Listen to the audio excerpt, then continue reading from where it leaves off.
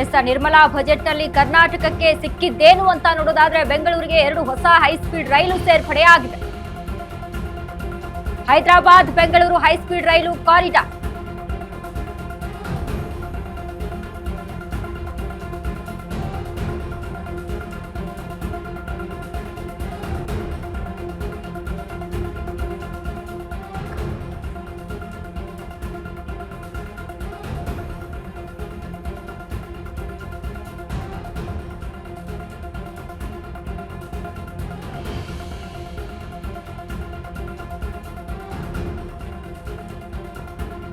S ಈಗ ಗಮನಿಸ್ತಾ ಇದ್ವಿ ನಾವು. ಹಾಗಾದ್ರೆ ಕರ್ನಾಟಕಕ್ಕೆ ಮಲತಾಯಿ ಧೋರಣೆಯನ್ನ ಮಾಡುತ್ತೆ ಅಂತ ವಿಪಕ್ಷಗಳು ಮಾತನಾಡ್ತಾ ಇದ್ವು. ಇದೀಗ ಕರ್ನಾಟಕಕ್ಕೆ ಈ ಒಂದು ಕೊಡುಗೆ ಎಷ್ಟು ಮಟ್ಟಿಗೆ ವರ್ಕೌಟ್ ಹೇಗೆ ಅಂತ ವಿಪರ್ಯಾಸ ಏನು ಅಂತ ಹೇಳಿದ್ರೆ, ಯಾವಾಗಲೂ ಬೇಕಾಗಿರೋ ಚರ್ಚೆಯಲ್ಲಿ ಕಾಂಗ್ರೆಸ್ ಅವ್ರು ಬಂದು ಕುತ್ಕೊಳ್ಳಲ್ಲ.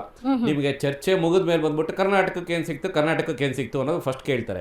ಎರಡನೇದು ಅವ್ರ ಸ್ಟ್ಯಾಂಡರ್ಡ್ ಡೈಲಾಗ್ ಏನು ಅಂತ ಹೇಳಿದ್ರೆ, ನಾವು ಅತಿ ಹೆಚ್ಚು GST ಕಟ್ತೀವಿ, ಅತಿ ಹೆಚ್ಚು ಟ್ಯಾಕ್ಸ್ ಕಟ್ತೀವಿ, ಆದ್ರೆ ನಮಗೆ ವಾಪಸ್ ಸೆಂಟ್ರಲ್ ಗೌರ್ಮೆಂಟ್ ಇಂದ ಕರ್ನಾಟಕಕ್ಕೆ ಏನು ಬರ್ತಾ ಇಲ್ಲ. ಇದು ಅವ್ರ ಸ್ಟ್ಯಾಂಡರ್ಡ್ ಪ್ಲಾಟ್ಫಾರ್ಮ್ ಡೈಲಾಗ್. ಇವತ್ತು ಇವ್ರು ಏನಾದ್ರು ಇಲ್ಲಿ ಕುತ್ಕೊಂಡಿದ್ರೆ ನಾನು ಡೈರೆಕ್ಟ್ ಆಗಿ ಕೇಳ್ತಾ ಇದ್ದೆ, ಕರ್ನಾಟಕದಿಂದ ಸೆಂಟ್ರಲ್ ಗೌರ್ಮೆಂಟ್ಗೆ ನಾವು ಕಟ್ಟುವಂತ ತೆರಿಗೆ ಎಷ್ಟು, ಅದರಿಂದ ಇನ್ ರಿಟರ್ನ್ ನಮ್ಗೆ ವಾಪಸ್ ಬರ್ತಿರ್ಬೇಕಾದ್ರೆ ಟ್ಯಾಕ್ಸ್ ಡೆವಲ್ಯೂಷನ್ ಅಂತ ಹೇಳ್ತೀವಿ.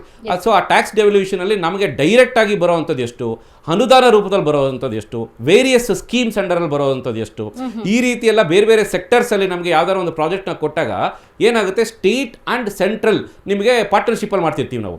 ಸೊ ಆವಾಗ ಸೆಂಟ್ರಲ್ ಫಂಡೆಡ್ ಏನಿರ್ತದಲ್ವಾ ಅದರಲ್ಲಿ ಅನುದಾನ ಬರುವಂಥದ್ದು ಎಷ್ಟು, ಆಮೇಲೆ ಕ್ಯಾಪೆಕ್ಸ್ ಅಂತ ಹೇಳ್ತೀವಿ, ಕ್ಯಾಪಿಟಲ್ ಎಕ್ಸ್ಪೆಂಡಿಚರ್. ಸೊ ನಮ್ಮ ಕಾಂಗ್ರೆಸ್ ಅವರು ಇದ್ದಿದ್ರೆ ಸಾಕಷ್ಟು ವಿಚಾರಣೆ ಮಾಡಬಹುದಾಗಿತ್ತು.